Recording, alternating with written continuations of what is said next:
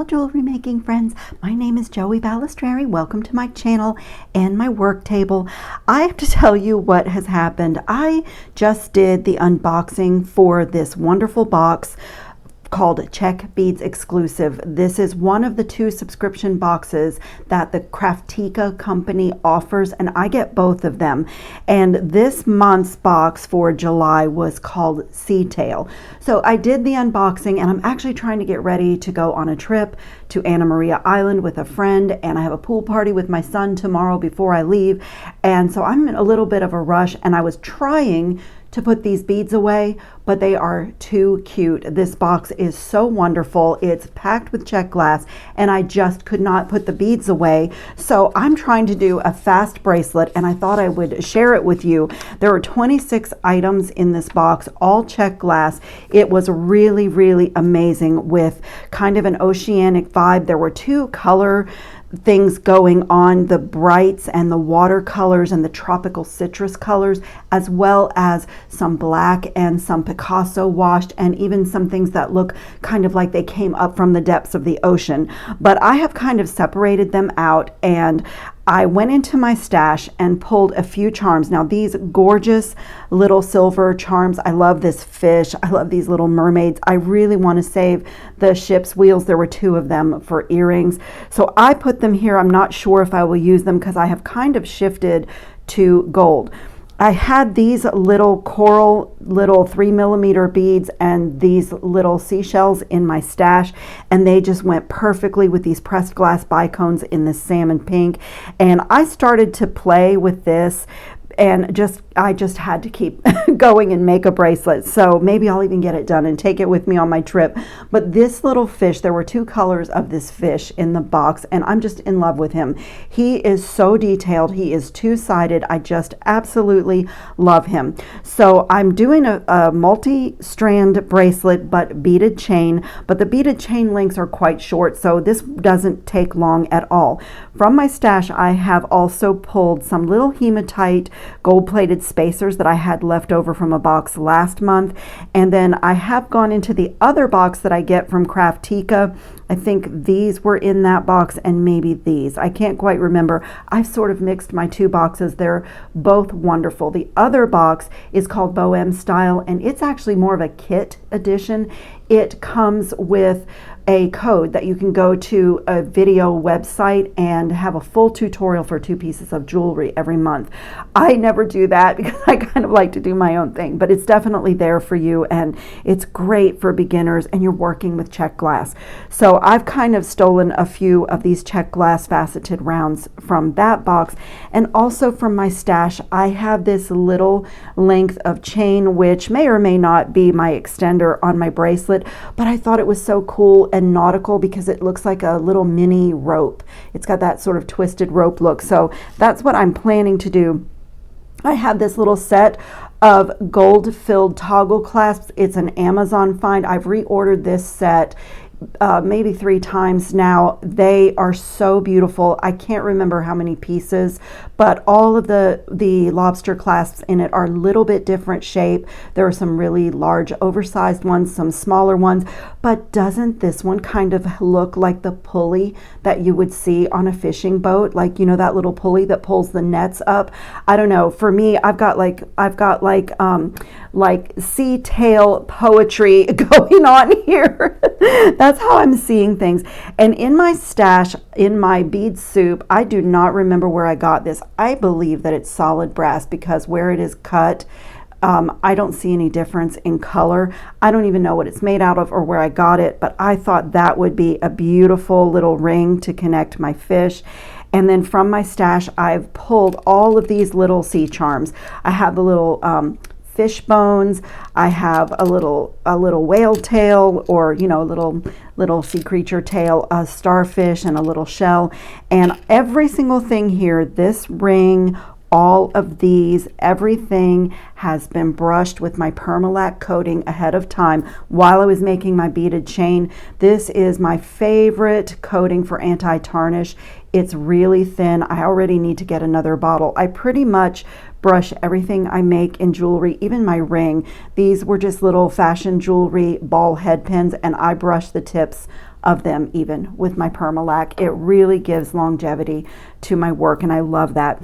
So let's dive right in. I did most of this beaded chain. Let me just pull it up and show you. I did this ahead because it is so repetitive, and I use my 2 1/4 millimeter one-step looper for all the links. It really saves my hand, and I'm really fast with it. So that's what I have done, but I've saved a couple to do with you. I started out to do 3-strand, and I'm thinking I might even do a 4-strand, and I'm going to play around with something. I've made some jump rings out of 20 gauge anti-tarnish wire in a few sizes, and I'm going to play around with something. I really wanted all of the beads from the box to be in my beaded chains, but what that means is that they're not all, because they're different patterns of components that I've made. Like here's this one, you know, they're all a little bit different. I did some with just a single bead, and so that means that all of my final ends of my chain are slightly different, and that usually in a multi-strand bracelet will give you a problem when you connect everything. So I'm going to play with adding just a jump ring into my links to get it to be exactly where I want it to be. So the only thing really to note if you get this box or are going to get this box is I had to go down to 22 gauge wire for all these little Czech glass bicones, these little drucks. They all needed 22 gauge wire to fit through the hole for a beaded chain. Now if you wanted to do this with another bead stringing material, like there is a very fine little, let me see if it's here in my tray. Yes, it's right here. There's a very fine bead stringing gold wire that came in the other Kraftika box, and that could be used, but I just really wanted a chain, so that's what I had in my head. So I did all of these components with 22 gauge anti-tarnish wire, and for my fish and this component I have gone up to 20 gauge. So I already put the loop on one end, and I just fed my little fishy on there, and I'm going to come in with my 2 1/4 millimeter one-step looper. For those of you who have seen me use this before, just fast forward or mute, but I love this tool. I have arthritis in my hands, and there's a constant like twisting motion when we make simple loops, and when I'm doing chain, plus I make a lot of jewelry, this really saves my hand. And if you'll notice, every single one of my loops are identical. This tool takes away the imperfection of the human hand eye, and it just really, to me, adds polish and quality. So I'm using this, but get those simple loops in there any way you need to. If you love doing it with your pliers or you're good at it with your pliers, then definitely do that. But I'm just going to feed this wire underneath the mandrel in the tool. It's long enough to go through the guide hole, just barely. And I'm gonna just gently close the tool so that I can see where everything is. Now there is no way that I can make a loop with my little fish bead right up against the front jaw of that plier, because when I close down, it would misshapen this loop and maybe even break the fish. So I'm going to back this bead off like a millimeter or two, and then slowly I'm going to close the tool. This back jaw makes a nice clean blunt cut, so that is a step on the wire that you can skip with your cutters. And then I'm going to maintain control, just slowly close it, and before I close it all the way, I'm just going to pull my fish bead down and then finish closing, because I'm watching to make sure that I don't put any pressure on my beautiful Czech glass bead. And when you pull it down like that, you're also centering the loop on the wire and with the other loop. And when I take that away, I have this perfect little component. Sometimes, depending on how you place the wire in the tool, you have to close your loop a little bit, which is fine with me. It's a simple loop. I'm going to open and close it anyway, and I like to open and close my pliers on my loops to work harden them. But that beautiful little component is completely done, and I'm going to repeat the same thing on this one. This is just one of the little shells from my stack, one of the little spacer beads left over from last month, and this little like mermaid glass bead, they called it a half frosted, half I forget what it was called in my unboxing. They did not call it mermaid glass, but that's what I see, and I think it's beautiful with these other beads. So I'm just going to repeat that same thing again. It doesn't matter what beads you have on, you know, I definitely want to protect all my beads, but I just back away a little bit from that front jaw and then bend my stack of beads down and then do my little work hardening. This one doesn't need to be closed, but I get these perfect little components. So my idea is to connect this simple loop to my fish tail, and then this ring is going to go in the fish's mouth, and I'm going to close this really well. I do not remember where I got this. I actually think that I took an old necklace apart and harvested it, and I just didn't toss it away because it's so beautiful, and I've had it in my little bead soup jar right behind me for months, maybe even a year.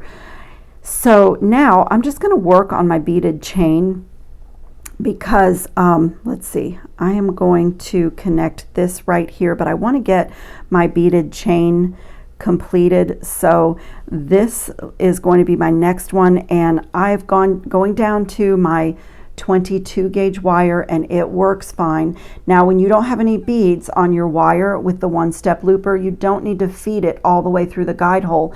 The tool cuts here, so you're just wasting like ½ an inch of wire. As long as your wire, focus camera, as long as your wire is past the back jaw, and it will have the space that it needs to make that clean cut and make the loop. And there's that little piece, and then this is not centered, so if you pull it down, you can see the loop, and you can see that your loop is now right in the middle of that, and it's perfect. Okay, and so this little component is going to be one of these tiny white beads and one of these faceted 6mm beads and another white bead, and I'm just going to repeat. And also when I have, I don't know if you saw what I just did, when I have a lot of links to make, I don't put my tool down and pick it up and put it down and pick it up. I just swing it out of my way. And right now the microphone cord is a little bit in my way, but I just swing it out of my way and get my other plier and do my work hardening or whatever I need to do, and I keep my looper in my hand, and because I have a lot of these to make. But I also just wanted to show you that even with a really small scrap of wire, you can use this tool and not waste any wire. So again, you don't have to put it all the way through the guide hole. You can just go past the back jaw.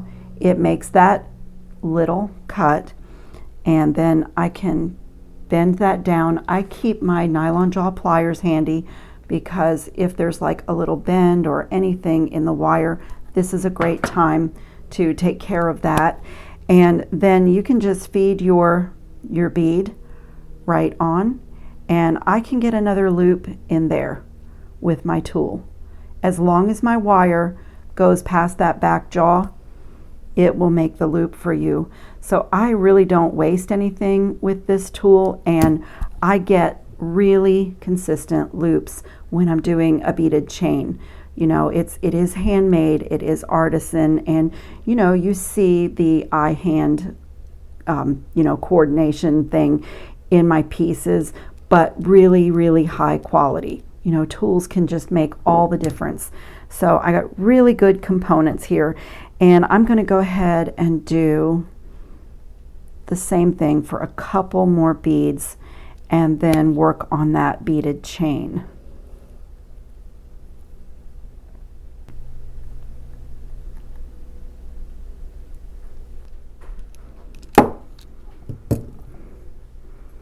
Let's see, and then I think I'm going to try to get my length right by playing with some jump rings. So, you know, again, opening and closing those simple loops is really easy with a project like this. Let me see how long this one is. That one is going to need another. Let me connect them to the ring. This is a really beautiful diamond cut little gold filled jump ring, and this was an Amazon find, and they are just absolutely beautiful. They sparkle, and there were in the set there were some different sizes. Let's see, do I want to put this here? I think put this over here. I'm just looking at my different patterns on my beaded chain to see how I want to connect them. The fourth one is, I would have to go up to a larger size ring for the fourth one, and I really don't want to do that. So I'm going to take this little chain off. The beauty of simple loops. And then that's made. Might even do earrings, do another chain like that. I have plenty of beads left. And then let's see what needs to happen here. They are not bad. Maybe I don't, I think I only need a little jump ring just for the middle chain. So let's add him on. Jump rings are workhorses in your design. If you need a little bit of length on a bracelet, or if you need a toggle to more smoothly go in and out of the ring, sometimes one little jump ring can just make all the difference. And I'm going to see if that's all I need here as well. So pretty. And then let's see. I'm just checking the orientation of my loops, although on this piece every single bead and component will spin 360 degrees, but I still want to connect everything so that it lays properly. What's going on here?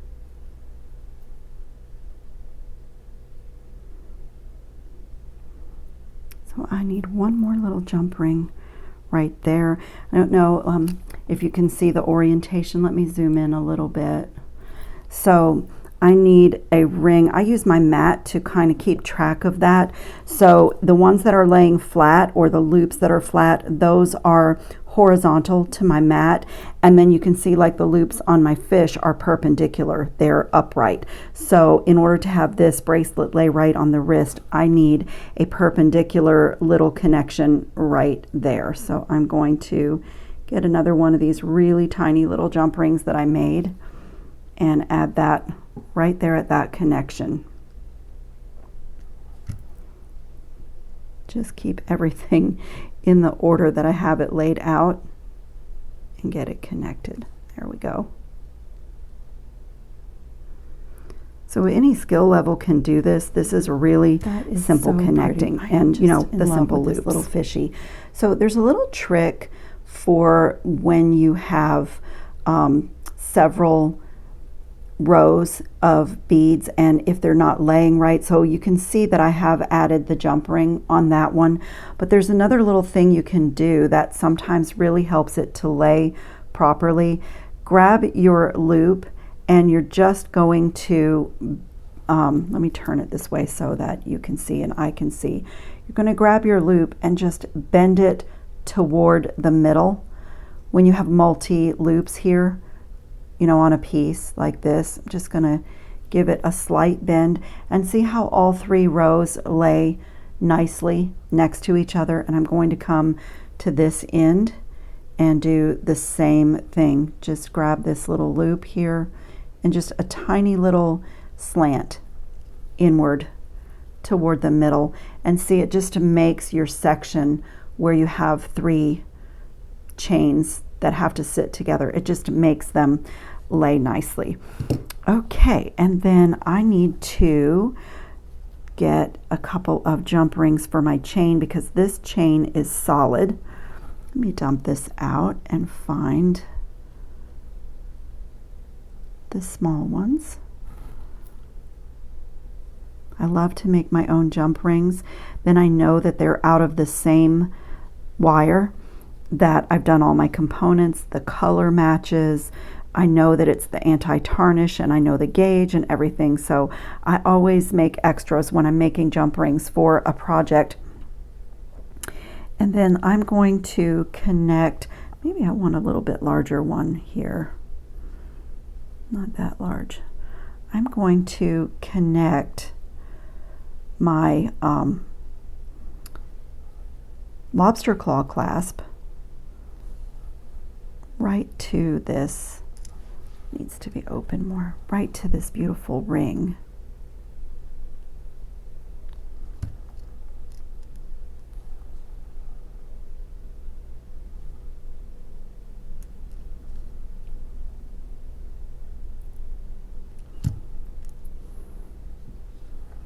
And then my chain, I can actually do any length that I want on my chain because that would make the bracelet adjustable, and I love that style. So I think it fits me really well. So I think I'm just going to take like maybe an odd number, 1, 2, 3, 4. I'm going to take 5 lengths of this chain.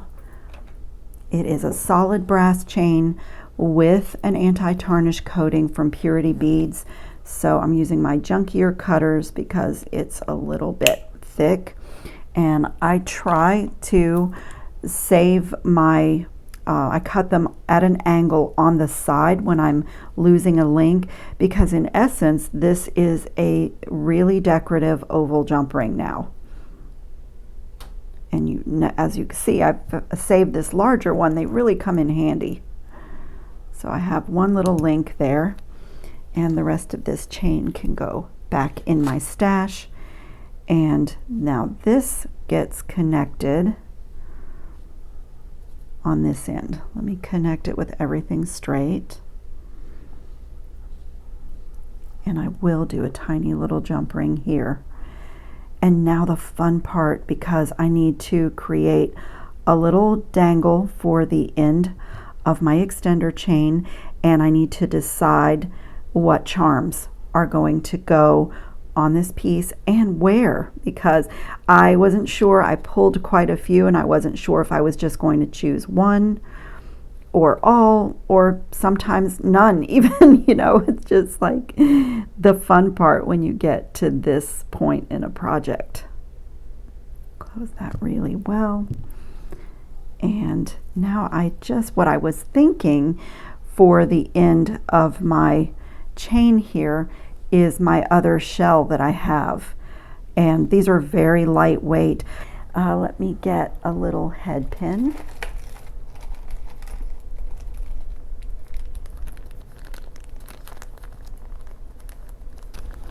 I also have solid brass head pins from Purity Beads that have the anti-tarnish coating on them. So that's what I'm going to use to make the little charm at the bottom. See if the hole is big enough. Yes, it is. I'm going to add a little dot of gold just to keep consistency. It's going to be a kind of a repeat of this component, and I think that's going to be really pretty on the end of my extender chain. And this tool is not super happy with solid brass, but it will do it.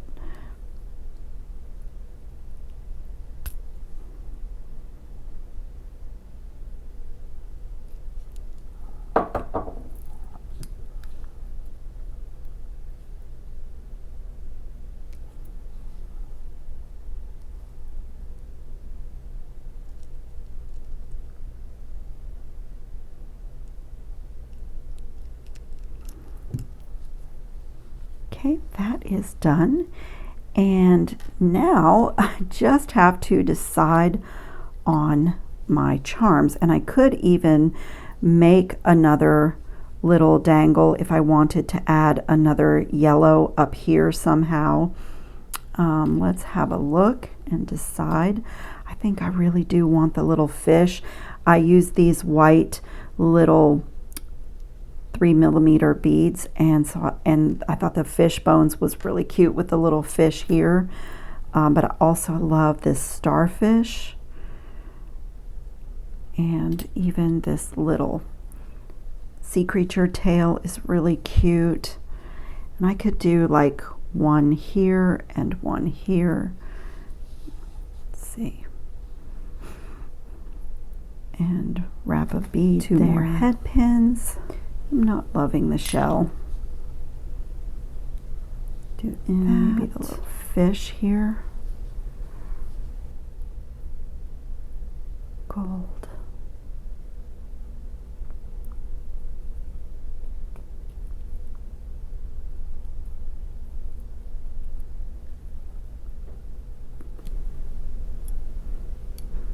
Whoops. Oh, that's such a pretty little charm. Oh, I love that little charm. That's so sweet. And then let's see, I want to do another yellow charm. So on this one, do yellow, gold. I don't know if these little check glass bicones, oh, they do fit on the head pins, nice. And maybe, oh, maybe I'll do both. Maybe I'll do the truck and then the little bicone for this one. Oh, that's so pretty. Beautiful colors.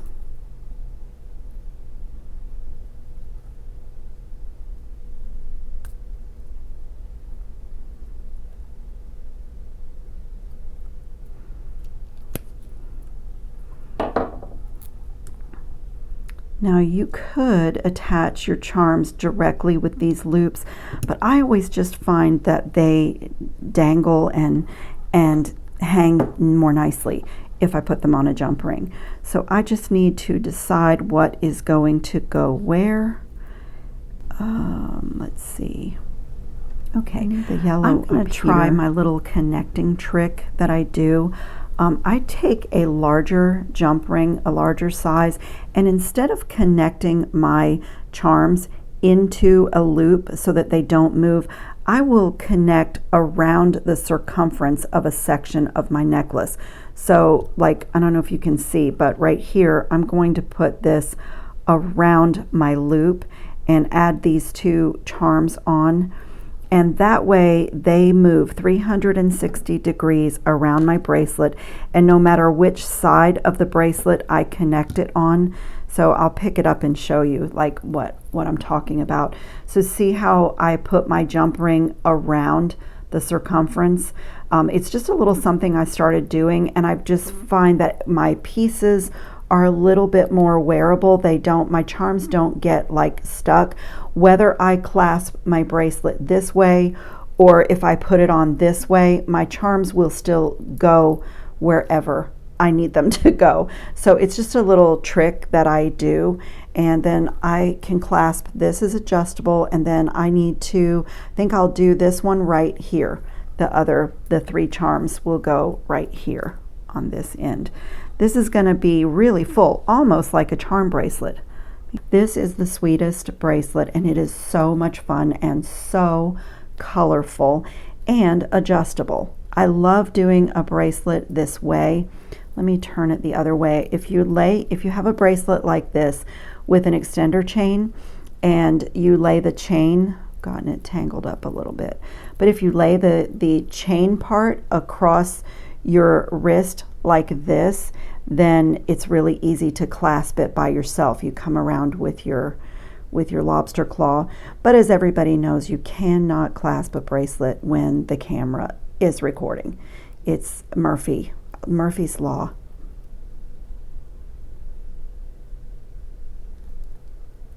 But I'm stubborn. Oh, this is so cute and fun. So pretty. And I love the little jingle that it makes. What a fun bracelet. I love this project, and like I said, I am trying to get ready to go. I have a really busy couple of days, and I was really trying to put all the beads away that I had done unboxings for and, you know, get going, but these beads would not let me put them away, especially this little fish. So I will put some pictures up at the end. I'm going to clean up my beading mat and put some pictures of this project up at the end of the video without all of the mess. And I hope everyone is having a great summer. I hope you're all safe and well and having fun on your beading mats. And I will see you in the next video. Ciao, jewelry making friends.